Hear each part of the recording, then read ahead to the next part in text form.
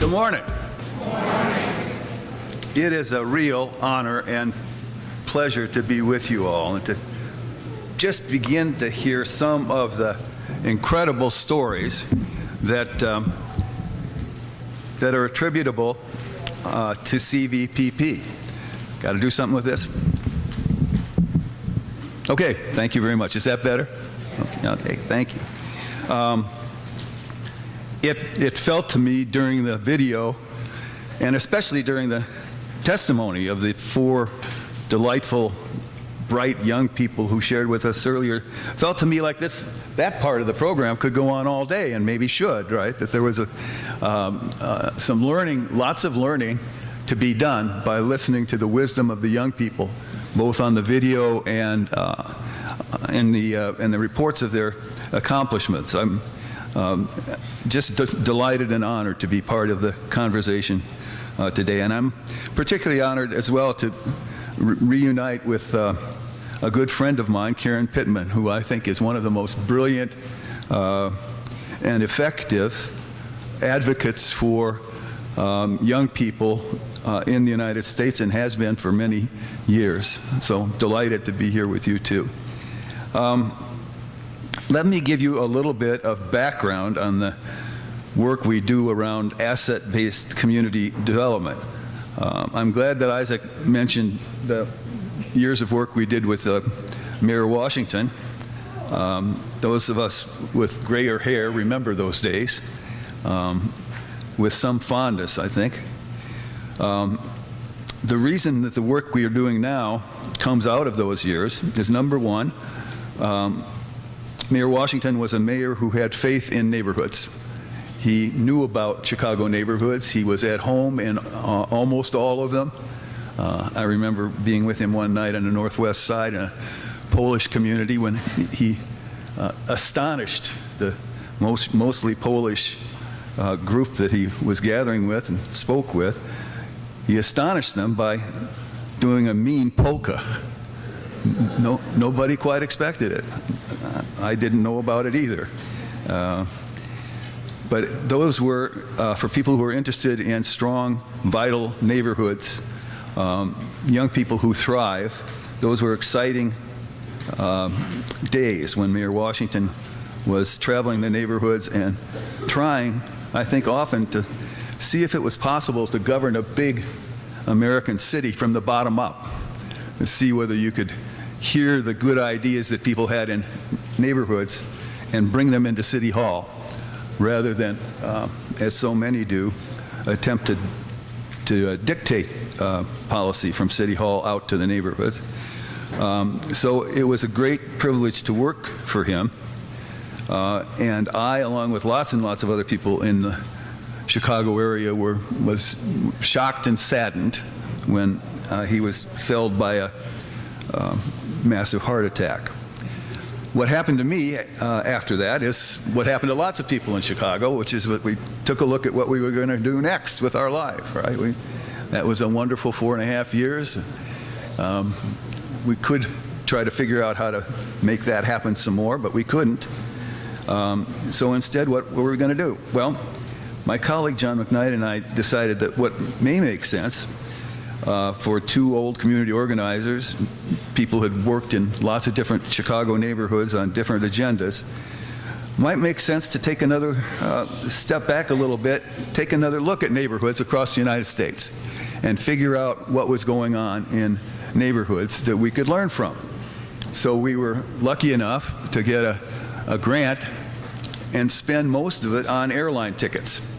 So we bought a lot of plane tickets and started flying around the country for the next 3.5, 4 years. We visited most of the 25 largest cities in the United States more than once. And in those cities, we spent almost all of our time in the most troubled neighborhoods, the most devastated neighborhoods, neighborhoods that had all of the worst statistics about bad things, from dropout rate to recidivism to illiteracy, teen pregnancy, all the stuff that we don't want to have in our neighborhoods. And we visited them over and over again. Sometimes when I go through the list of neighborhoods we spent time in, places like the South Bronx and Liberty City in Miami, east side of Detroit, Watts in Los Angeles, public housing all over the place. People say that must have been an incredibly depressing trip. And what I have to constantly remind people of, tell them for the first time, that it was anything but that it was exhilarating, it was creative, it was energizing. And the reason partly was, we think, the kind of question that we had decided to ask in troubled neighborhoods. We decided that we and lots of other people around the United States had already asked the question, tell us about what's wrong here. Tell us what doesn't work. Tell us all the stuff that's broken, from schools to public systems of all kinds to all of the ways in which we fail our youth. Tell us what's wrong again. But we decided not to do that because everybody else was doing it.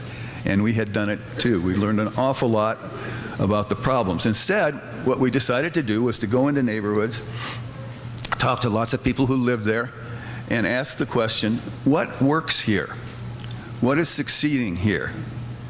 What is it that, as you look around and see what some of your neighbors are doing, what makes you proud? What gets you excited about the future? What's working? And so we started collecting stories about what's working. And we ended up collecting over 3,000 of them over 4 years, using networks of connections that we've got across the country. And what we had then was a bunch of stories, some of which were tiny and some of which were pretty big in scale. Stories about local families taking back the parks from the drug dealers.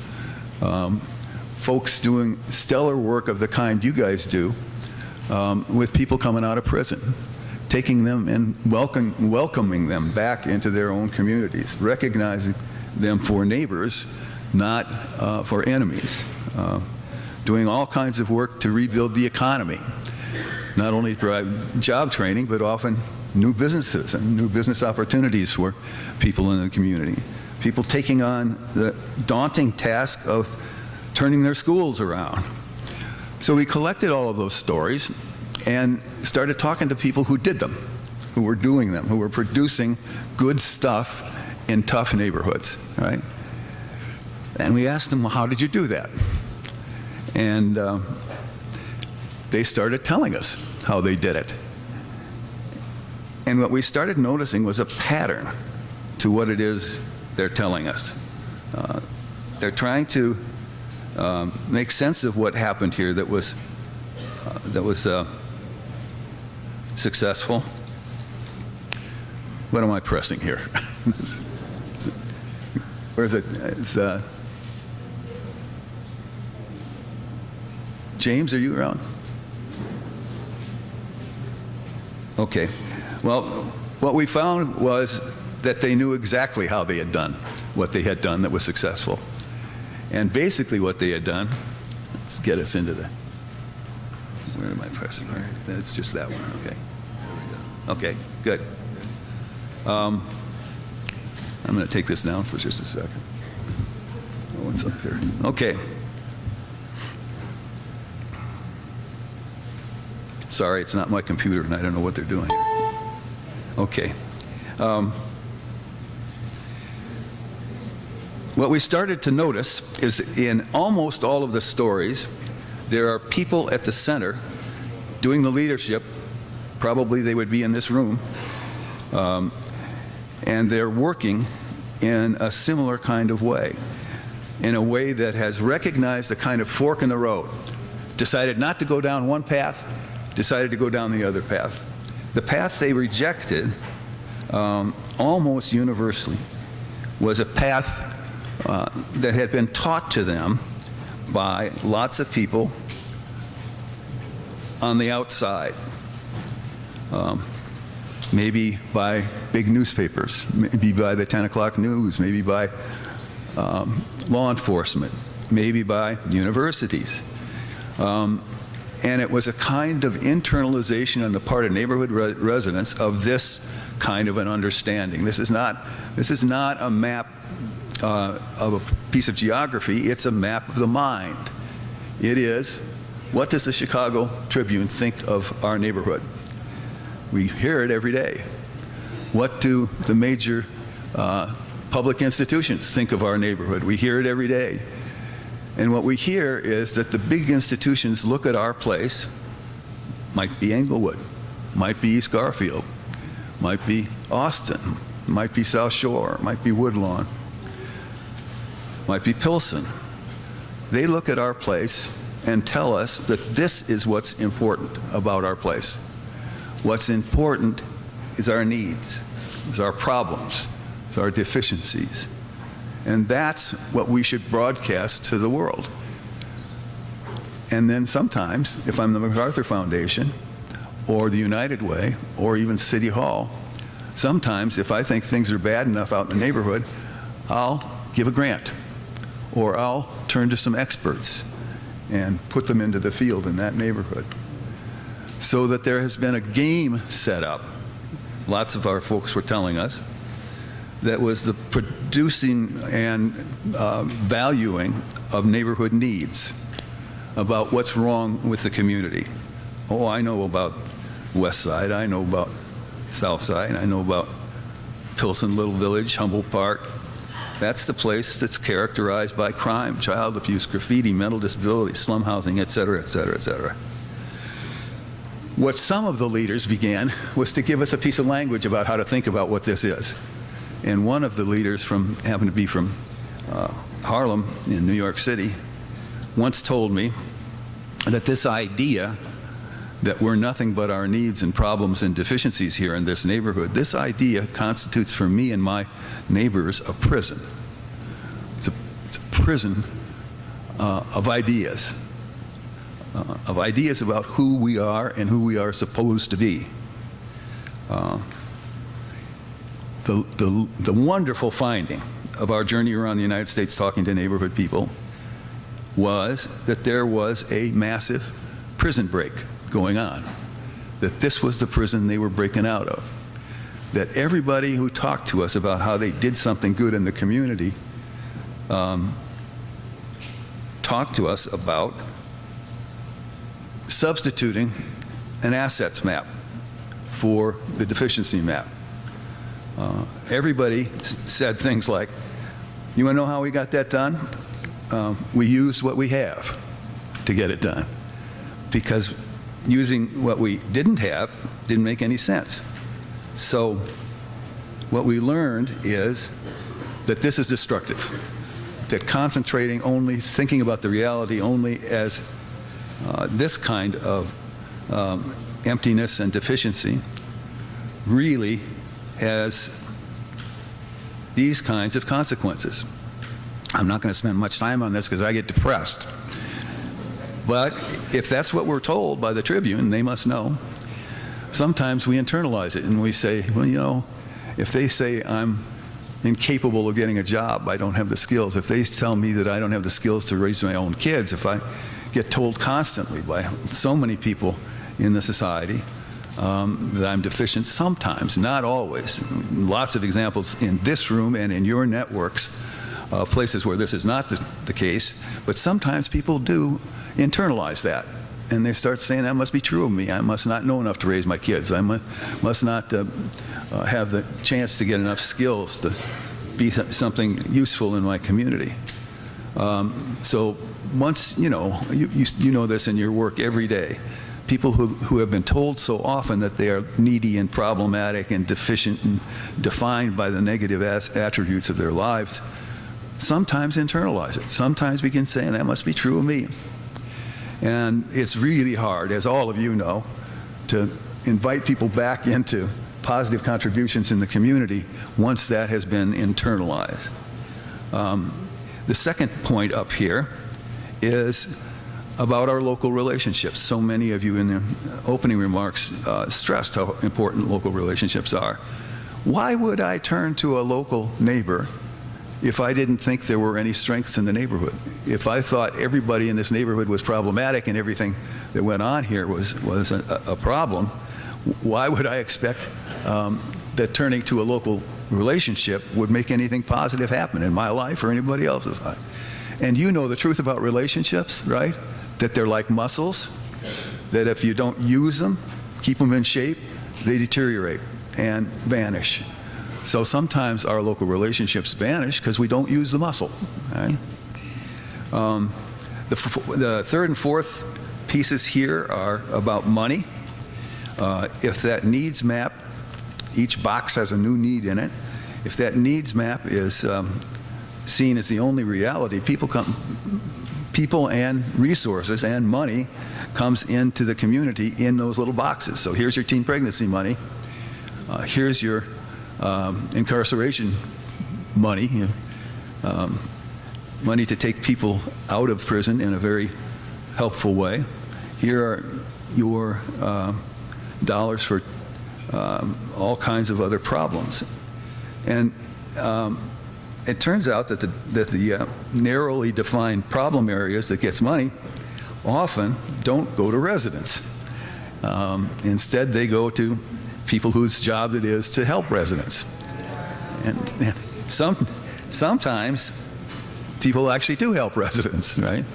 But not always, and also not very often do people in the community get the resources to decide for themselves what would be most helpful. We end up focusing on leaders in the community who are good at raising money. And that's a good thing. How do they raise money? Well, usually they go to MacArthur or the United Way or the state government and sell the people with money on the fact that there are huge numbers of problems in their neighborhood. In other words, they sell deficiencies and magnify the deficiencies. The great community organizer, Saul Alinsky, used to say, what you want to find in neighborhoods always are natural leaders. Find the natural leaders. They're going to take you forward in a positive way. People would say sometimes to Alinsky, what do you mean by a natural leader? And he would say something like, well, a natural leader is not just an elected official or a pastor of a big church or a high school principal. Natural leader is somebody who lives in the community, knows a lot of people in the community, and has a lot of people who have respect for that natural leader and follow the natural leader. And as a result of that, they can get something done. So natural leaders are people with followers who can get something done. This definition on this little chart of leaders tend to be leaders who can raise money, and they do it not by rallying the troops and get something done, but they do it by magnifying problems and deficiencies. I've got more teen pregnancy in Uptown, where I live, than anybody else. Give us more money, right? So what that means in a sense is the sixth point here. We reward failure, foster dependency. If I can prove I've got more problems than I had last year, I could get more money, right? It's a ridiculous cycle of rewarding failure, making a poor community self-image, and just building a feeling of hopelessness. So that is why we got so excited about people who were deciding we're going to not necessarily buy that map of deficiency as our only reality. We're going to instead take a look around at what we've got, what we could use to build on, what we could connect among individuals, voluntary groups, from block clubs to women's groups to church groups, and to all kinds of local institutions, from our schools to our libraries, hospitals. And if we start with what we've got, it turns out we can do more than just trying to use what we don't have. All right? There's some simple logic here, I think. So what we found was endless examples of people who started projects, started improvement projects by mapping the assets of the community. So we now think that there's a kind of a logic to building communities, which when it works is building communities from the inside out, starting with what we've got. Find it, connect it, mobilize it. There were so many examples just in the first 15 or 20 minutes today of people doing that, finding assets, celebrating them, connecting them, making sure that they're doing work in the community that is good work. So it is incredibly important in this process to do exactly what you did at the beginning of our session today, which is to recognize, to celebrate, to note successes, to negate the negativity, if you will, to be able to start with what we've got. So that's the turf in which we have been doing our research ever since. What we found, I think, that was a little surprising was that as we interviewed people all over the place about how they did the good work that they were doing, they started, all of them, talking about similar lists of assets. And so I think I'm arrogant enough now to suggest that in every neighborhood in every city in the United States, and now I would also add, I think, every community, because we've done a lot of work out of the United States, in Africa and India and Latin America, that every community is made up of 6 kinds of assets. There are 6 kinds of resources, and that a thorough community building job from the inside out uses all 6, or at least some of the 6 kinds of assets. So let me just tick them off real quickly. And think about your own neighborhood. Think about the work that you've been doing in CVPP. What are the resources around you that you turn to? Here are the 6 categories. Number 1, none of this is rocket science. The number 1 and most important asset is, let's think about every person, every individual, as filled with assets, with gifts, with capacities. In fact, one of the things we learned in this work is that everybody in this room is a lot like a half-empty, half-full glass, right? Somewhat empty and somewhat full. The fullness represents gifts and capacities and enthusiasm and all the stuff people here clearly have in abundance. And the emptiness is what we all also have in abundance, is problems. We all have problems and we all have gifts. The same thing, by the way, is true of communities. Every community has gifts and every community has problems. Our own, as individuals, present us with a problem.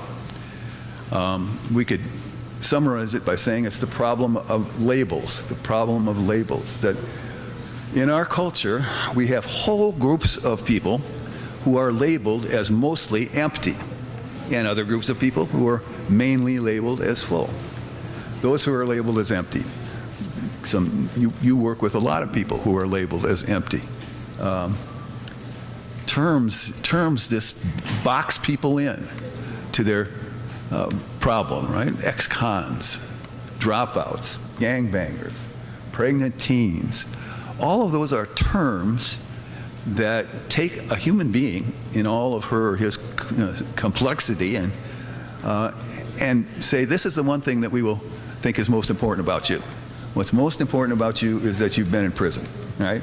And we're going to treat you for the rest of your life like that's the most important factor that defines you, right? We're going to treat you as if, at least for the while here, the fact that you're pregnant and 15 years old is what labels you for the purposes of everybody around you, school systems and adults in your life and so on. What we also know is that some people get the other kind of label. They're expected to be successful, smart, somebody who can accomplish stuff in society. And once people get labeled as one thing or the other, an awful lot of things about their lives are powerful and predetermined. Let me just mention that the folks who have taught us almost everything about this that's worth knowing are people with disabilities. Have you ever been talking with somebody that's got a pretty severe either physical or mental disability who tells you, I get told this all the time, don't talk to me about my disability, talk to me about my abilities. And they'll often then remind me that everybody has disabilities. We are all people with disabilities, just as we are all people with abilities. Which one, concentrating on which one of those realities, they're both true, which one gets us furthest, right? So we have whole huge groups of labeled people in our culture that in fact act as prisons in their own lives. So that's the first category, the individuals and their giftedness. We have, if you want to go to our website at some point, we have now hundreds of examples of things that people in neighborhoods have invented called capacity inventories or gift interviews or all kinds of ways for neighbors to have conversations with each other that are about the full part of their glass, not the empty one. The second and third of the 6 categories of assets that defines a neighborhood, the second and third, are 2 different kinds of groups. 2 different ways that we do stuff together when we're working in neighborhoods or in larger units. One category is the categories of groups we belong to that we don't get paid for, right? And the other is we get paid for some work we do. How many people here belong to an unpaid church-related group, like a choir or athletic team? Okay. How many belong to something like the parents groups that you're describing? Right? That seems like a place where most people belong and don't get paid for it, right? So hugely important at the neighborhood level. Block clubs, sports groups, youth groups, all the ways in which people get together and don't necessarily get paid for what they do together. They're critical community building groups. At the same time, so are local institutions, the kinds of groups we belong to where we get paid to belong. Our workplaces, our work that we do through, often through CVPP. A lot of that is voluntary, I would bet. So these groups are critical. The fourth, individuals, local voluntary groups, local institutions, schools, libraries, even police are often critical assets for building communities from the inside out. A fourth category is all of the physical assets of a community, all of the parks and the natural features and the transportation and the buildings, all of the sort of characteristics that are visual about a neighborhood. Fifth category is the economy. You all know when you're working in lower income neighborhoods that even the lowest income neighborhood has an economy. People make things, people consume things, people share stuff, do barter, and the economy is critical. And then finally, we've just in the last few years got more and more interested in the asset of a community's stories. What stories do people tell each other when they want to talk about what this community is like? Finding out about those stories and interacting with them and connecting them in lots of ways and sharing them with people is one clue about what the kind of identity and value structure and strengths at the center of the community really matter. So here are 6 assets, 6 ingredients. Think about a cake and the ingredients list that you need to make a cake. This is a community recipe list of what makes up a community. People regarded for their strengths and capacities and all kinds of gifts that they have to give. The voluntary groups, the paid groups, the physical assets, the economic assets, and a community's values and stories. So we now think, and I'll just wrap up here quickly, we now think that there's a three-step process for building a sustainable, healthy, resilient community. It's pretty simple. One, find the assets. This is sometimes called asset mapping. And it simply means find them. And it's not a one-step process, a one-time only process. It's an ongoing, almost mind change. Constantly, if you're building a strong community, looking around for all kinds of assets to get connected to and to start mobilizing. The second step after finding the assets, mapping them, is connecting them with each other. When you find a young person of the kind we heard from this morning who has dreams and some skills and starting to build some experience around it, find that young person's gifts and capacities and assets and connect it. Connect it to local voluntary groups. Connect it to the activities of CVPP.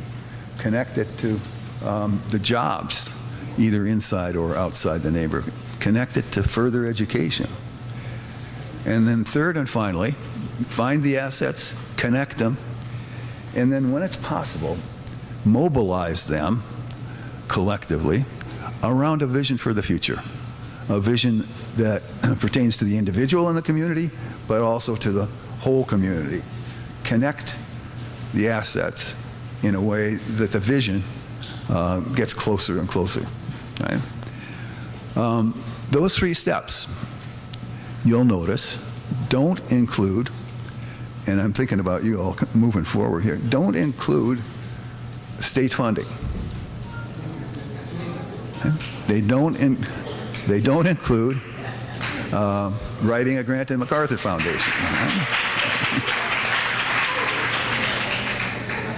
Now, hear me straight here. I don't want to for a moment say that particularly our most struggling communities don't welcome and sometimes can use quite well help from the outside. Right? But I think we need to be pretty clear about the direction of the funding and the way it's focused and how communities get it and use it. I think that the image that we often find ourselves using is the old way of doing business from communities to the state or to big foundations or universities sometimes.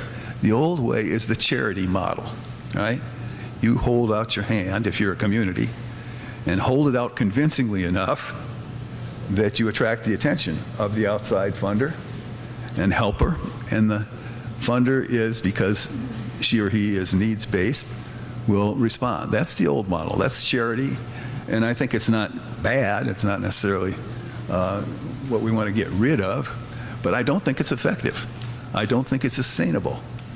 I think what is sustainable is a different kind of relationship that's not a charity relationship, but it's a kind of a investment relationship where the community is saying to the MacArthur Foundation or the state, we don't want your charity, because as long as it's your charity, you direct it and we don't.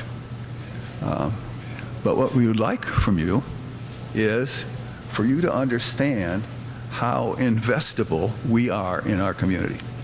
Look at what we're doing. Look at who we've got around the table here. Look at the kind of planning and conversation we've got. Look at the kind of hundreds and hundreds of people, parents and young people, people coming out of prison. Look at how many of them we've got involved, right? And look at the good work we're doing with them, right? And what we'd like you to do in that is to invest in us. Invest in us. We are the problem definers and the problem solvers, and you, we hope, are the second investor. That's a market term, right? We don't want the outsider to be a first investor. We want them to be second investors, that the first investors are us. We are the ones who are going to move this community forward. And we would very much like to have you come along for the ride and invest in us. And for that to happen, you need to think we're worth investing in. And we need to help you. We need you to help us, I suppose. Tell the story. Let people know that this is a community worth investing in. That this is not a community that is only defined by emptiness and problems. It's a community that is serious about moving forward and involving everybody here to do it. Right? Sorry. No. That's a good time to quit.